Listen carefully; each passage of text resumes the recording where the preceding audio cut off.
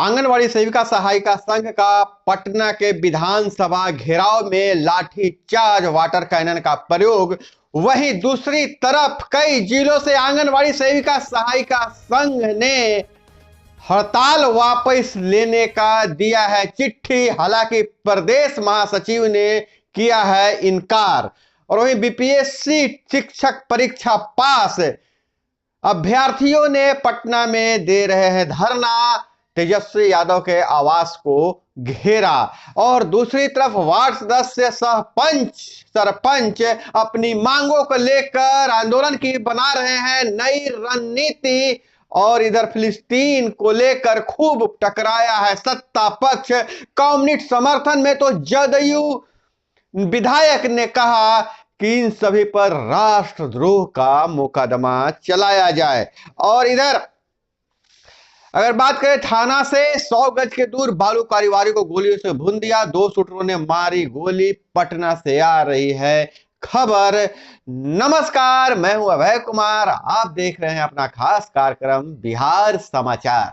बिहार समाचार में खबरें बिहार की, बातें बिहार की, देश दुनिया की तमाम खबरें जिसे आपको जानना जरूरी है।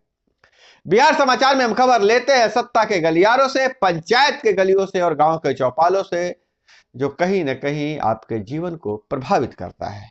तो बिहार समाचार में हम पहली खबर ले रहे हैं। पटना में जमकर हंगामा हुआ है। आंगनवाड़ी सेविका सहायिका संघ ने शीतकालीन सत्र के दौरान विधानसभा का घेराव किया। इस दौरान उसे रोकने के लिए पहले हल्का बल प्रयोग किया गया, उसके बाद आंगनवाड़ी सेविका सहायिका संघ और सुरक्षा कर्मियों में झड़प हो गई, लाठीचार्ज हुआ, वाटर कैनन का प्रयोग हुआ।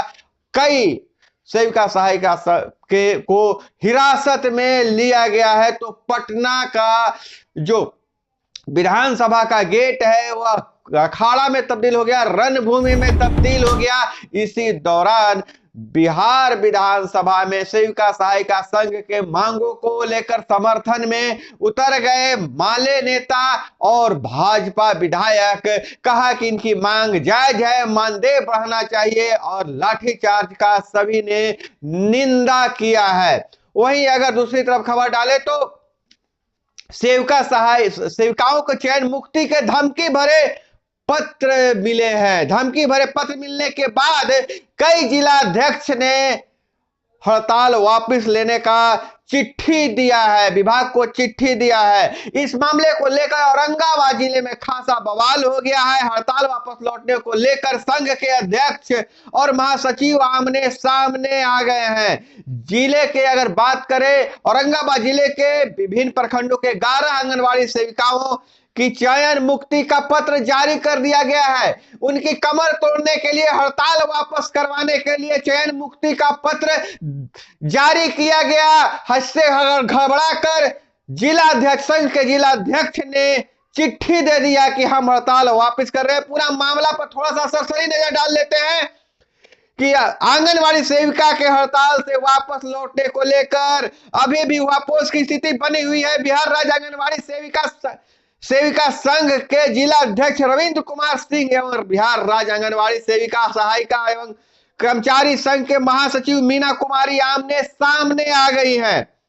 एक तरफ जिला अध्यक्ष के द्वारा 7 नवंबर से हड़ताल से वापस लौटने को लेकर डीपीओ को पत्र दिया है, तो दूसरी ओर संघ की महासचिव द्वारा डीपीओ को पत्र देते हुए कहा कि संघ के सम्मानित अध्यक्ष के पत्र को आधारहीन और संघ के निर्णय के विरुद्ध बताते हुए हड़ताल पर डटे रहने की बात कही। तो ऐसा लग रहा है कि आंगनवाड़ी सेविका सहायिका इस बार मानने वाली नहीं है। पटना के सड़कों पर एक तरफ हंगामा हो रहा है, संग्राम छिड़ा हुआ है, तो दूसरी तरफ जिला मुख्यालयों पर भी मामला कोई ठीक नहीं है।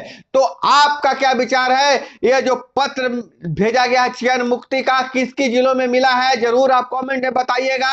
और क्या यह सरकार का निर्णय सही है और क्या आंगनवाड़ी सेविका सहायिका संघ हड़ताल वापस ले लेगा? वहीं अब दूसरी खबर बता रहे हैं, जिसको मीडिया द्वारा बैन किया जा रहा है, सरकारी स्तर पर जिस पर कतरन चलाई जा रही है, वो है बीपीएससी टीचर परीक्षा क्वालिफाई जो विद्यार्थियों का आंदोलन चल रहा है, जो जो चयन हो गए हैं, चयनित विद्यार्थी जिनको पास कर गए हैं, क्वालिफाइंग मार्क्स क्रॉस कर गए हैं, उनका आंदोलन चल रहा है। पटना के गर्दनी बाग में लगातार धरना पर बैठे हुए हैं और तेजस्वी यादव के आवाज को भी घेरने का काम किया है, लेकिन मेन स्ट्रीम मीडिया इसे तवज्जो नहीं दे रही है और मीडिया पर एक तरह से सेंसर लगाया जा रहा है। लेकिन बीपीएससी शिक्षक परीक्षा पास अभ्यर्थी हारने वाले की बात नहीं है। जैसा उन्होंने बताया कि वो लगातार आंदोलन करते रहेंगे और आज से वह भूख हड़ताल पर भी बैठ गए हैं। बीपीएससी परीक्षा पास युवाओं का कहना है कि खाली सीटों पर इसी परीक्षा में पास हुए सारे अभ्यर्थियों को जगह मिलना चाहिए। फर्जी तरीके से जो सीटें भरी जा रही है, खास करके नियोजित शिक्षकों की परीक्षा लेकर, उन सीटों पर भी नए और फ्रेश बहाली होनी चाहिए और वह बहाली जो 2023 में बीपीएससी की परीक्षा पास कर गए हैं, जो क्वालिफाइंग मार्क्स ले आए हैं, उनकी बहाली होनी चाहिए। हालांकि अतुल प्रसाद ने सेकंड लिस्ट के बारे में कहा है कि अब सारे काम कर लेंगे। उन्होंने साफ कहा है कि बीपीएससी के जिम्मे सिर्फ शिक्षक बहाली ही नहीं है, बहुत सारे परीक्षा है, उनका रिजल्ट जारी कर लेंगे, तब सेकेंड लिस्ट जारी करेंगे। इस पर अपना कमेंट में राय जरूर दीजिएगा, क्या होना चाहिए, सेकेंड लिस्ट कब तक जारी होना चाहिए, नियोजित शिक्षकों को हटाना चाहिए कि नहीं हटाना चाहिए, और बाकी बचे खाली सीटों को आगे बढ़ाना चाहिए कि इसी परीक्षा से भरना चाहिए। कमेंट में फटाफट अपना राय जरूर बताइएगा। और इधर अगर बात करें तो वार्ड सदस्यों और पंच महोदय की अगर बात करें तो इन्हें सबसे ज्यादा ठगा हुआ महसूस कर रहे हैं।